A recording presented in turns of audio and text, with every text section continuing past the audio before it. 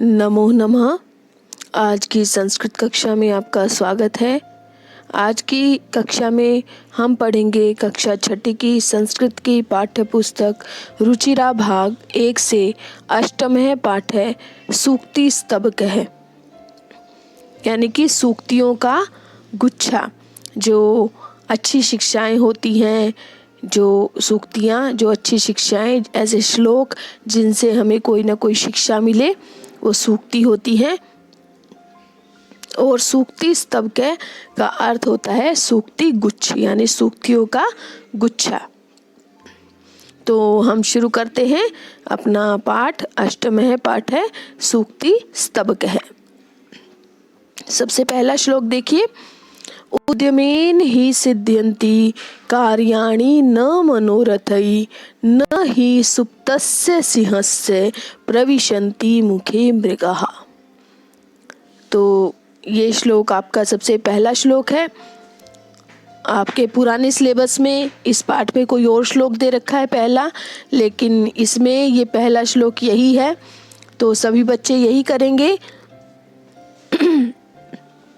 देखिए, उद्यमेन ही सिद्ध्यन्ति कार्याणि न मनोरथै न हि सुप्तस्य सिंहस्य प्रविशन्ति मुखे मृगः।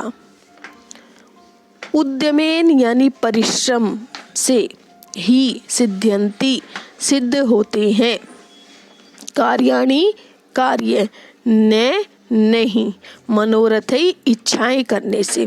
तो ये लाइन कैसे बनेगी देखिए।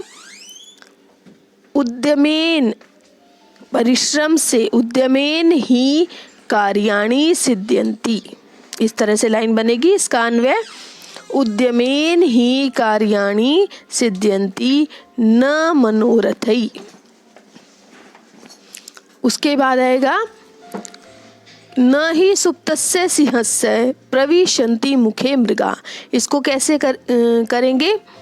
सुप्तस्य सिंहस्य मुखे, सुप्तस्य यानी सोए हुए, सिंहस्य सिंह के या शेर के, मुखे मुख में। तो सुप्तस्य सिंहस्य मुखे मृगः, सोए हुए शेर के मुख में हिरन, न ही प्रविशन्ति। तो इसका अर्थ देख लीजिए, मैंने आपको एक एक शब्द की बता दी है, तो आप देखिए कैसे होगा। परिश्रम से ही सभी कार्य सिद्ध होते हैं, केवल इच्छाएं करने से नहीं। न ही सुप्तस्य सिंहस्य प्रविशन्ति मुखे मृगा, सोए हुए शेर के मुख में हिरन अपने आप प्रवेश नहीं करता। अर्थात यानी कि भावार्थ क्या है कि जो व्यक्ति परिश्रम करता है, परिश्रम से ही उसके सारे कार्य सफल होते हैं, वो जीवन में सफलता प्राप्त करता है। लेकिन जो मनुष्य केवल इच्छाएं करता है लेकिन परिश्रम करना नहीं चाहता, उसका कोई भी कार्य सफल नहीं होता। और इसमें उदाहरण के द्वारा बताया गया है कि किस प्रकार अगर शेर सोया रहेगा, केवल वो इच्छा करेगा कि मुझे हिरन मेरे मुख में आ जाए या मैं हिरन का शिकार अपने आप हो जाए और मेरी भूख मिट जाए, तो ऐसा नहीं होगा। उसे अपनी भूख मिटाने के लिए हिरन का शिकार करना ही होगा। इसलिए वो कहते हैं कि सोए हुए शेर के मुख में जिस प्रकार से हिरन अपने आप प्रवेश नहीं कर सकता, उसी प्रकार से बिना परिश्रम के कोई कार्य सिद्ध नहीं हो सकते। परिश्रम से ही सिद्ध कार्य सिद्ध होते हैं, केवल इच्छाएं करने से नहीं होते। तो आपको ये श्लोक समझ आ गया होगा। आगे देखिए। पुस्तके पठितः पाठः जीवने न एव साधित किम भवेत तेन पाठेन जीवने यो न सार्थक। इसमें देखिए अन्वय देख लीजिए। जीवने न एव साधित पुस्तके पठित पाठ किम, जीवने यो न सार्थक है तेन पाठेन किम भवेत। तो इसमें साधित का अर्थ होता है उपयोग किया। नैव में न और एव यानी न ही, भवेत यानी कि होना चाहिए, सार्थक है, सार्थक का अर्थ होता है अर्थपूर्ण। तो देखिए इसमें किस प्रकार से होगा कि जीवने नैव साधितः, जीवन में उपयोग न किए गए, पुस्तके पठितः पाठः, पुस्तक में पढ़े गए पाठ से, किम क्या फायदा। जीवन में उपयोग न किए गए पुस्तक में पढ़े गए पाठ से क्या फायदा। जीवने योन सार्थके, जीवन में जो अर्थपूर्ण या प्रयोजन युक्त नहीं है, तेन पाठेन किम भवेत, यानी उसके पाठ के पढ़ने से क्या होगा। यानी कि इस श्लोक में क्या बताना चाह रहे हैं कि हमारी जो पढ़ाई होती है, हमारी जो शिक्षा होती है, वही अच्छी शिक्षा है जिससे हमारे जीवन में कोई लाभ हो, हमें कुछ सीखने को मिले। केवल किताबों में जो लिखा गया है उसको जब तक हम अपने जीवन में ग्रहण नहीं करेंगे, तब तक हमारी वो शिक्षा, उस शिक्षा का कोई फायदा नहीं है। जब तक हम उसको जीवन में ग्रहण नहीं करेंगे, उपयोग नहीं करेंगे। आगे देखिए तीसरा श्लोक, प्रिय वाक्य प्रदानेन सर्वे तुष्यन्ति मानवः, तस्मात् प्रियम ही वक्तव्यम वचने का दरिद्रता। इसका अन्वय देखिए, सर्वे मानवः प्रिय वाक्य प्रदानेन तुष्यन्ति, तस्मात् ही प्रियम वक्तव्यम वचने का दरिद्रता। इस तरह से इसका अन्वय होगा। इसमें शब्दों के अर्थ देखिए, प्रिय वाक्य प्रदानेन, इसका अर्थ होता है प्रिय वचन बोलने से। तुष्यन्ति, तुष्यन्ति का अर्थ होता है संतुष्ट या प्रसन्न होते हैं। मानवः, मानवः का अर्थ होता है मनुष्य। तस्मात्, इसलिए। वक्तव्यम, बोलना चाहिए। वचने, बोलने में। दरिद्रता, दीनता या कृपणता।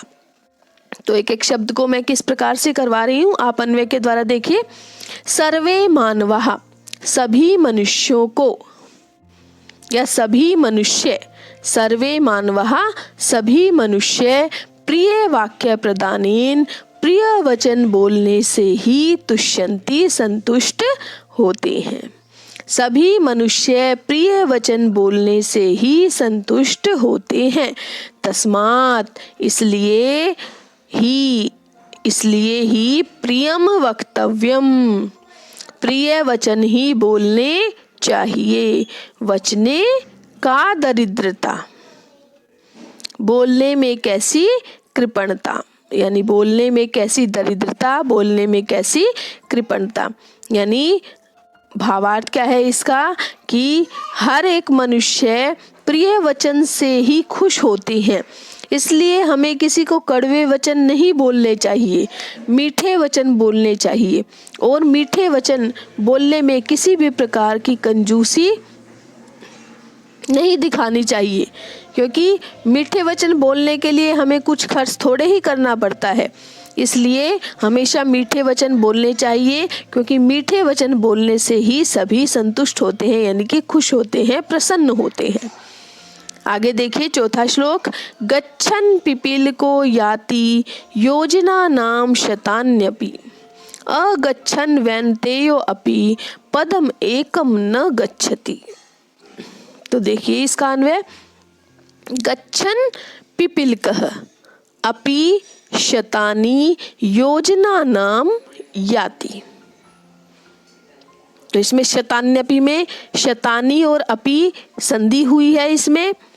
तो आप देख सकते हैं गच्छन् पिपीलिको, पिपीलिको याति, याति। पिपीलिकः, शतान्यपि में अपि ले लिया हमने, शतानी योजना नाम याति। तो इसका अन्वय कैसे हुआ, गच्छन् पिपीलिकः अपि शतानी योजना नाम याति। उसके बाद दूसरी लाइन का अन्वय कैसे होगा देखिए, दूसरी पंक्ति का, अगच्छन् वैन्तेयः अपि, वैन्तेयो अपि संधि की गई है इसमें, तो हम संधि विच्छेद कर देंगे। अगच्छन् वैन्तेयः अपि पदम एकम, इसमें पदम और एकम जुड़े हुए हैं, तो एकम पदम हो जाएगा न गच्छति। अगच्छन् वैन्तेयः अपि एकम पदम न गच्छति। तो इसमें शब्दों के अर्थ देखिए, गच्छन जाता हुआ, पिपीलकः नरचीटी याति जाता है, योजना नाम 4 कोसों का यानी लगभग 12 किलोमीटर 4 कोस होता है, शतानी 100 अगच्छन न चलते हुए, वैनते यह गरुड़। तो देखिए इसमें कैसे होगा कि गच्छन पिपीलकः जाता हुआ नर चींटी अपि भी शतानी योजना नाम 100 योजन तक यदि चला जाता है। जाता हुआ नर चींटी भी 100 योजन तक चला जाता है। अगच्छन व्यन्ते अपि न जाता हुआ गरुड़ भी एकम पदम न गच्छति, एक कदम भी नहीं जाता। अर्थात छोटे से छोटा जानवर, प्राणी, पक्षी अपने कार्य को अगर करता रहता है, लगातार उसमें लगा रहता है तो वो पूरा हो जाता है। लेकिन अगर बड़े से बड़ा जो प्राणी होता है उस कार्य को बीच में ही छोड़ देता है, रोक देता है, तो वह कार्य पूरा नहीं होता। इसलिए अपने कार्य में निरंतर लगे रहना चाहिए। इससे हम जो कछुए और खरगोश का उदाहरण भी ले सकते हैं। आपने कहानी सुनी होगी कछुए और खरगोश की, कि किस प्रकार जो कछुआ होता है वो धीरे धीरे चलता है और खरगोश जल्दी जल्दी। जब वो दौड़ लगाते हैं तो खरगोश सोचता है कछुआ तो अभी धीरे धीरे आएगा, तो वो बीच में रुक जाता है और वो उसको जो है नींद आ जाती है। तो कछुआ लेकिन बीच में नहीं रुकता, लगातार चलता रहता है, और जब खरगोश की नींद खुलती है तो वो देखता है कि कछुआ उससे आगे निकल गया है। इसलिए धीरे धीरे चलकर भी कछुए ने अपना कार्य पूरा किया, क्योंकि वो अपने कार्य में लगा रहा। लेकिन खरगोश इतना तेज दौड़ता था, लेकिन फिर भी उसने बीच में अपने कार्य को रोक दिया, तो वो पीछे रह गया। आगे देखिए 5वां और आखिरी श्लोक।